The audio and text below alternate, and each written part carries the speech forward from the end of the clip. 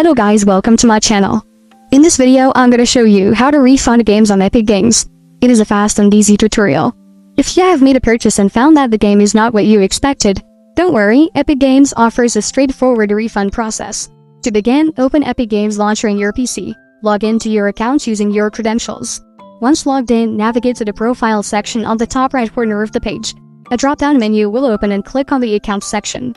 A new window will open from your web browser next. Click on Transactions to view your recent purchases. From here, you will see a list of purchases you have made. In mine there is no game, but in yours there will be so.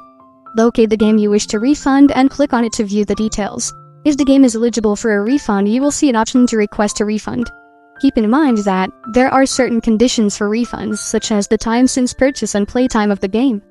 After submitting your refund request, it will be reviewed by the Epic Games support team. If your request meets the refund criteria, the purchase amount will be credited back to your account.